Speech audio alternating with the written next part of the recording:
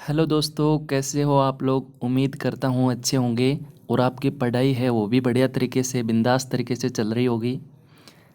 Language second English ले रखी है, फिर भी दिमाग में ऐसा चल रहा है कि यार मेरा क्या होगा। इस प्रकार की किसी भी टेंशन आपको दिमाग में नहीं लेनी है। बढ़िया तरीके से पेपर आएगा, आपका भी बढ़िया तरीके से पेपर होगा और 25 प्लस स्कोर भी आप लेके आओगे। और 25 से स्कोर कम नहीं होता। आप किसी अदर सब्जेक्ट में इतने लेके आते हो तो डेफिनेट आप श्योर सिलेक्शन के नज़दीक हैं। और मैं तो कहता हूँ इसमें से 28 प्रश्न आप लेके आ सकते हो। 2 प्रश्न तो देखो मैं कह नहीं सकता, इडियम्स फ्रेजेस आपके कितने तैयार हैं वो एक अलग बात है। लेकिन 1 घंटे में आप पूरी इंग्लिश को रिवाइज कर सकते हो यार, कितनी बड़ी बात है। संस्कृत वालों से पूछना कितने कम समय में वो कर पाते हैं रिवीजन। तो अभी तो समय है, रिपीट करते रहिए। और मैं तो आज ऐसा बिंदु लेके आया हूँ जो आपको फ्री के 5 नंबर दे के जाएगा। आज आपने पढ़ लिया तो भी एग्ज़ाम तक नहीं पढ़ा तो भी 5 प्रश्न आपके निश्चित मिलेंगे। और ऐसे के ऐसे एग्ज़ाम में छपे हुए मिलेंगे।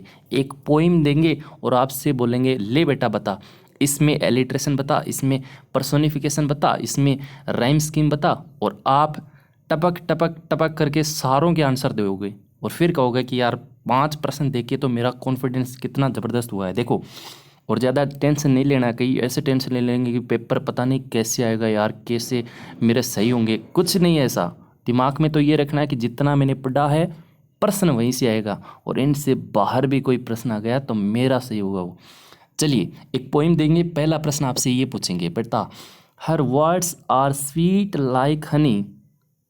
इसमें आपको बताना है सिमिली, मेटाफर, पर्सोनिफिकेशन, एलिट्रेशन। कुछ भी नहीं करना, आंख बंद करके श्री कृष्ण का नाम लेके देखना है लाइक है क्या। हाँ है। तो आंख बंद करके किस पे जाओगे आप, सिमली पे जाओगे। बस ध्यान इतना ही रखना है, कंपैरिजन के रूप में वो होना चाहिए। वैसे भी आपको कंपैरिजन के रूप में ही मिलेगा, क्योंकि अदर ऐसे मिल गया तो उसका कोई मीनिंग नहीं रहेगा। वो पूछेगा क्या फिर, है ना। जैसे मैं कह दूँ कि आई लाइक कॉफ़ी, अब इसमें कोई कंपैरिजन नहीं है, लेकिन ये देगा तो वो आंसर किस रूप में लेगा। तो टेंशन नहीं लेना, लाइक और एज कंपैरिजन में मिले तो आंख बंद करके सिंपली करना है। भले ही प्रश्न क्या कह रहा है ना समझ में आए तो भी कोई दिक्कत नहीं है। यानी शब्द हैं उसके जो शब्द हैं वो हनी की तरह स्वीट हैं। दूसरा प्रश्न आपसे ये पूछेगा, love is blind, love is blind. अब इसमें आपको क्या करना है, पहले काम ये करना है कि इसमें सिमली है क्या। और सिमली के लिए हमें पता क्या किसका करना है, लाइक और एज देखना है। नहीं है इसका मतलब सिमली क्रॉस कर दीजिए। उसके बाद 2 नंबर पे आपको देखना है एलिट्रेशन, क्योंकि ये तो सिंपल सा है लव इज़ ब्लाइंड, लेकिन आपको उस तरीके से सोचना है कि इसकी जगह कोई और हो, तब हमें किसको प्रीफर करना है।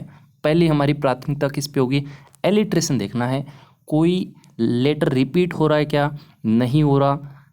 रिपीट नहीं हो रहा इसका मतलब क्या है, एलिट्रेशन या एसोनेंट्स तो नहीं है, काट दीजिए।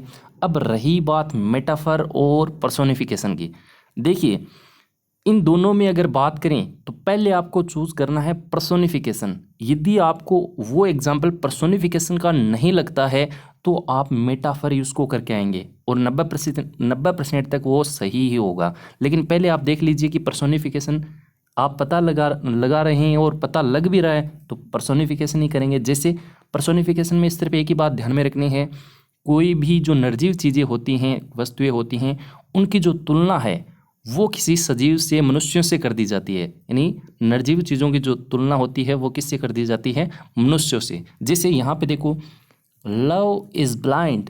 अब आपको पता है अंधा तो कौन होता है, कोई मनुष्य होता है, कोई प्राणी होता है, कोई जीव होता है, कोई सजीव होता है ना।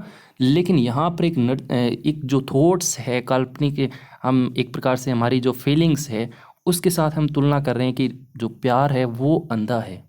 अब प्यार अंधा कैसे हो सकता है, सीधी सी बात है। यहाँ पर लव को क्या कर दिया, पर्सोनिफाई कर दिया। इसका मतलब राइट आंसर क्या होगा फिर, पर्सोनिफिकेशन ही होगा।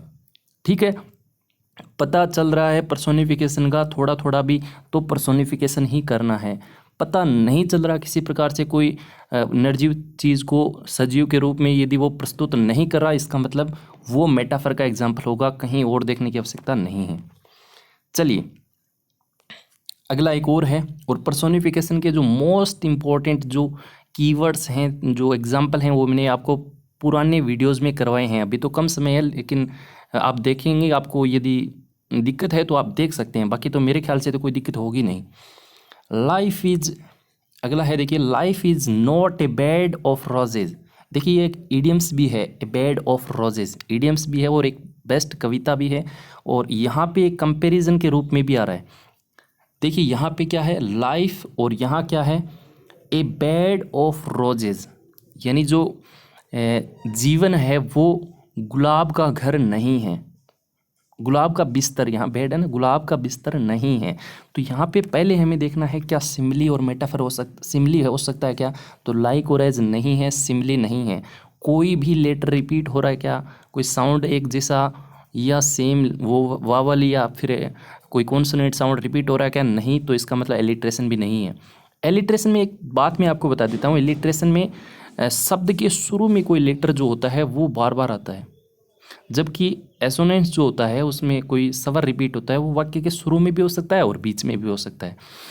अब देखिए मेटाफर और पर्सोनिफिकेशन, हमें पहले कौन सा देखना है, पर्सोनिफिकेशन। क्या यहाँ पे पर्सोनिफाई किया है किसी वर्ड को, देखिए लाइफ निर्जीव चलो मान लेते हैं, लेकिन यहाँ क्या है, कोई सजीव दे रखा है क्या, नहीं है, सजीवों के साथ कोई तुलना नहीं हो रही, कोई मनुष्यों के गुणों के साथ तुलना नहीं हो रही, इसका मतलब वो किसका एग्जाम्पल है, मेटाफर का है, क्योंकि यहाँ पे एक छुपी हुई सिमिली है। भले ही कंपैरिजन वर्ड लाइक एज नहीं है, लेकिन इनडायरेक्ट कंपैरिजन हो रहा है कि लाइफ जो होती है, जीवन जो होता है, वो गुलाब का बिस्तर नहीं है।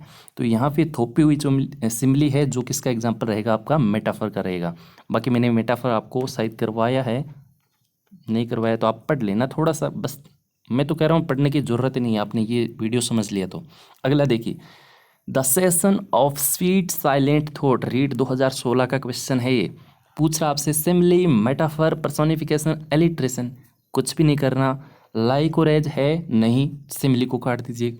कोई लेटर रिपीट हो रहा है वो देखना है आपको पहले, हाँ, से, इसका मतलब क्या है, वाक्य के शुरू में से और से कॉन्सोनेंट है, तो वो किसका आंसर रहेगा, फिर एलिट्रेशन का रहेगा।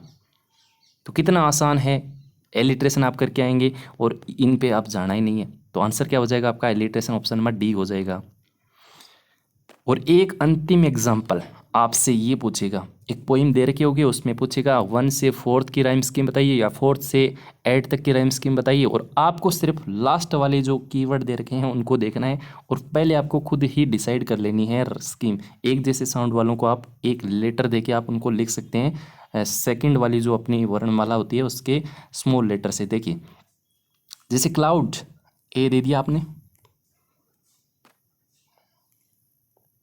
अब क्लाउड ऐसी कोई और साउंड आ रही है क्या, देखो 2 नंबर पे हिल्स है, नहीं, क्राउड सेम वैसा का वैसा है, सेम दे दीजिए ए। और कोई आ रहा है क्या, डेफोडिल्स, ट्रीज, ब्रीज, नहीं है। अब 2 नंबर पे आई है हिल्स, अलग ही साउंड आ रही है, इसका मतलब इसको बी दे दीजिए। डेफोडिल्स, ये भी सेम, ऊपर हिल्स, डिल्स एक जैसी है, बी दे दीजिए। ये फेमस कविता है, याद रखना, मैंने वहीं से ली है। ट्रीज, यहाँ कोई अलग ही साउंड आ रहा है, सी दे दीजिए। ब्रिज एक जैसा है तो सी दे दीजिए। तो आपका क्या रहेगा, A B C C, option number क्या हो जाएगा, 3 नंबर हो जाएगा। कितने आसान क्वेश्चन है, 5 प्रश्न सीधे पड़े हैं, और 5 में कल लेके आऊँगा, और 5 उससे अगले वाला 3 वीडियो, छोटे छोटे वीडियो में 15 क्वेश्चन तो मैं आप लोगों को 3 वीडियो में करवा के भेजूँगा, और आगे भी यदि समय रहा तो मैं करवाऊँगा। ठीक है, उम्मीद करता हूँ वीडियो आपको बेहतर करने की ताकत देगा। बाकी तो सबके अपने अपने विचार हैं, ये तो बहुत सरल हैं, ये तो मैंने पहले ही पढ़ रखे हैं, मेरा तो आपसे बेहतर कम्युनिकेशन है, तो वो अलग बात है, मैंने कोशिश की है बेहतर करने की। तो थैंक यू, बढ़िया लगा तो लाइक शेयर कर दीजिए। शेयर करने की तो कोई ज़रूरत नहीं है, क्योंकि शेयर करेंगे तो वही आपको पता है आपके कंपटीटर ही होंगे। खैर, जो आपकी मर्ज़ी। Thank you, bye bye.